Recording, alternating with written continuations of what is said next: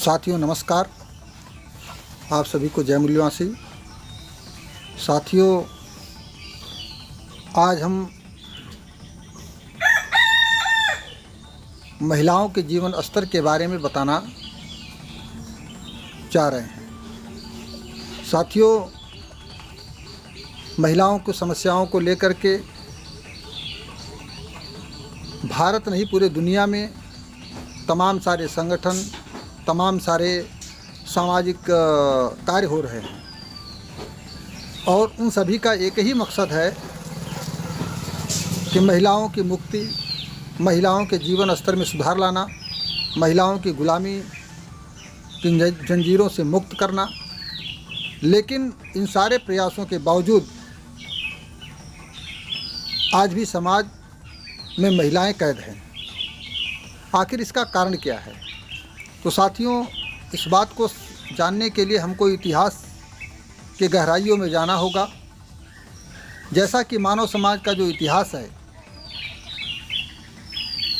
सबसे पहला इतिहास का पहला जो चरण है वह आदिम युग है। आदिम युग के बाद फिर दास युग आता है। दास युग के बाद फिर सामंती युग आता है। सामंती युग के बाद पूंजीवादी युग आता है। आज हम लोग पूंजीवादी व्यवस्था में जी रहे हैं, पूंजीवादी युग में जी रहे हैं। इसलिए किसी भी समाज का, किसी भी युग का विश्लेषण हमको आर्थिक नज़रिए से करना होगा। जब तक हम आर्थिक नज़रिए से किसी युग की सामाजिक संरचना का विश्लेषण नहीं करेंगे, तब तक हम सच्चाई और तथ्य तक नहीं पहुंच पाएंगे। अब सवाल इस बात का पैदा होता है कि महिला गुलामी के जंजीरों में कब से जकड़ी, महिलाओं को संसार में पराधीन कब से बनाया गया। तो साथियों, इसके लिए हमको जो इतिहास है उसको ध्यान में रखना होगा। और इतिहास यह है कि आदिम मनुष्य जो था, जो आदिम युग था, आदिम युग में जो मनुष्य का जीवन था वो सामूहिक था।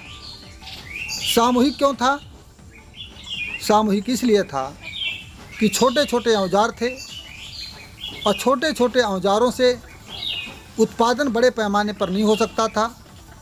इसलिए छोटे औजारों के कारण मनुष्य अपने भोजन की आवश्यकताओं की पूर्ति के लिए, अपनी सुरक्षा के लिए समूहों में रहने के लिए बाध्य था। वो समूहों में रहता था, एक साथ रहता था। जब छोटे औजार थे तो बड़े पैमाने का उत्पादन भी संभव नहीं था, और जब बड़े पैमाने का उत्पादन नहीं संभव था, इसलिए समूह में रहना और भोजन की पूर्ति करना मनुष्य की सबसे पहली ज़रूरत थी। आदिम युग में छोटे औजारों के ही कारण निजी संपत्ति नहीं थी। जब निजी संपत्ति नहीं थी तो सामूहिक संपत्ति थी। सामूहिक संपत्ति में कबीला समूहों में रहता था और समूहों में लोगों का जीवन व्यतीत होता था। तो सामूहिक संपत्ति में चूंकि संपत्ति का कोई व्यक्ति विशेष मालिक नहीं होता था, जब कोई व्यक्ति विशेष संपत्ति का मालिक नहीं होता था तो उस दौर में, आदिम युग में, कोई किसी का पराधीन नहीं था। न महिला पुरुष के पराधीन थी, न पुरुष महिलाओं के पराधीन था, न कोई जात किसी के पराधीन थी, न कोई व्यक्ति किसी के पराधीन था। यानी कि गैर बराबरी एकदम नहीं थी। सभी लोग, मनुष्य बराबर था। सबका आपस में बराबरी का संबंध था। महिला पुरुष का सभी का एक समान कद्र था। चूँकि सामूहिक संपत्ति थी, सामूहिक संपत्ति थी, इसलिए कोई किसी पर शासन करने की स्थिति में नहीं था। एक कबीला है तो कबीले की जितनी संपत्ति होती थी उस कबीले की संपत्ति होती थी, किसी व्यक्ति विशेष की नहीं होती थी और किसी का निजी मालिकाना नहीं होता था। इसलिए न निजी परिवार था और न निजी संपत्ति थी और न ही कोई व्यक्ति किसी व्यक्ति का गुलाम था। हुआ क्या फिर? औजारों का विकास हुआ। औजारों का ज्यों ज्यों धीरे धीरे विकास हुआ, तो औजारों के विकास के कारण निजी संपत्ति का विकास हुआ, अर्थात तीर धनुष के विकास से निजी संपत्ति का विकास हुआ। जब निजी संपत्ति का विकास हुआ तो निजी संपत्ति को लेकर के मनुष्य में संघर्ष छिड़ गया। मनुष्य में जब संघर्ष छिड़ गया तो निजी मालिकाने का वर्चस्व स्थापित होने लगा, और जब निजी मालिकाने का वर्चस्व स्थापित होने लगा तो यह कैसे तय होगा कि निजी मालिकाने में एक संपत्ति का, भौतिक संसाधनों का मालिक कौन होगा। क्योंकि निजी मालिकाने की व्यवस्था में पुरुष प्रधान कार्य क्षमता के आधार पर, शक्ति संपन्नता के शारीरिक क्षमता के आधार पर पुरुष द्वारा उत्पादन अधिक किया जाने लगा। पुरुष द्वारा जो है उत्पादन के साधनों पर नियंत्रण अधिक किया जाना संभव हो गया। जब पुरुषों द्वारा उत्पादन के साधनों पर नियंत्रण अधिक किया जाने लगा तो पुरुष प्रधान युग का प्रादुर्भाव हुआ, इस युग का उदय हुआ। तो उत्पादन के साधनों पर जब पुरुषों का वर्चस्व स्थापित हुआ, श्रम शारीरिक क्षमता के अनुसार पुरुष ज़्यादा श्रम कर सकता था और स्त्री और पुरुष की अपेक्षा पुरुष ज़्यादा श्रम कर सकता था, ज़्यादा मेहनत कर सकता था, और इसलिए उसके द्वारा उत्पादन के साधनों पर वर्चस्व स्थापित हुआ। जब उत्पादन के साधनों पर पुरुषों द्वारा वर्चस्व स्थापित हुआ तो महिलाएं पुरुषों के अधीन हो गई। इस तरीके से स्त्री प्रधान युग से पुरुष प्रधान युग का सूत्रपात हुआ और पुरुषों का समाज में वर्चस्व स्थापित हो गया। इन बातों से,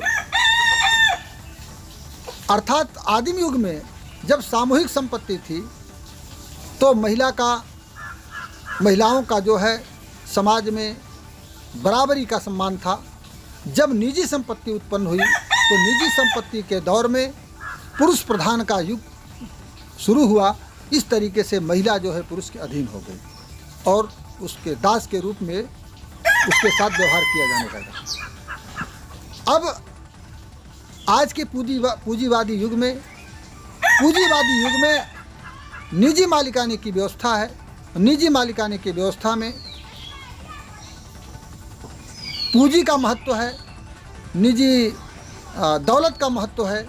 इसलिए इस पुरुष प्रधान व्यवस्था में महिलाएं, जब तक निजी संपत्ति रहेगी तब तक महिलाएं पुरुष के अधीन रहेंगी और इसी संपत्ति के बल पर उन एक दूसरे पर शासन होता है। शासन करने के लिए निजी संपत्ति का होना जरूरी है।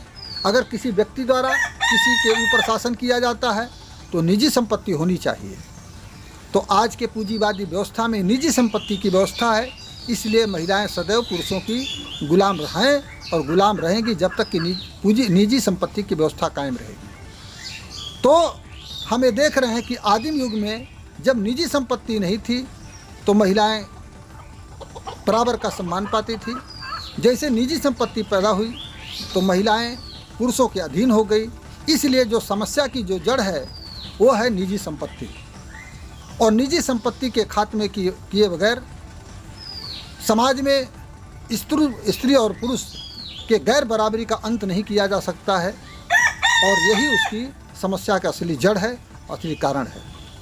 तो साथियों, आज जो पुरुष प्रधान युग है ये निजी संपत्ति के बदौलत है, और इसलिए तमाम सारे लोग जो गैर बराबरी ख़त्म करना चाहते हैं, वो महिलाएं जो गैर बराबरी ख़त्म करने के लिए संघर्ष कर रही हैं, जो मनुष्य द्वारा मनुष्य के शोषण के खिलाफ हैं, पुरुष द्वारा स्त्री के शोषण के खिलाफ हैं, ऐसे तमाम सारे लोग एक ही आंदोलन चलावें, निजी संपत्ति के खात्मे का आंदोलन चलावें, सामूहिक संपत्ति के समाज की स्थापना करें, अर्थात समाजवादी व्यवस्था स्थापित करने के लिए संघर्ष करें। यही समस्या का समाधान है, और इसके बगैर मनुष्य द्वारा मनुष्य का शोषण का अंत नहीं होगा। पुरुष द्वारा स्त्री का जो शोषण हो रहा है, जो पराधीन बनाया गया है, जो दमन और उत्पीड़न हो रहा है उसका अंत नहीं हो सकता है। इसलिए आप सभी से अपील है कि सामूहिक मालिकाने की व्यवस्था स्थापित करने के लिए संघर्ष करें। मैं उम्मीद करता हूँ कि आप लोग इससे लाभ लेंगे। जय मूल्यवासी, जय भारत।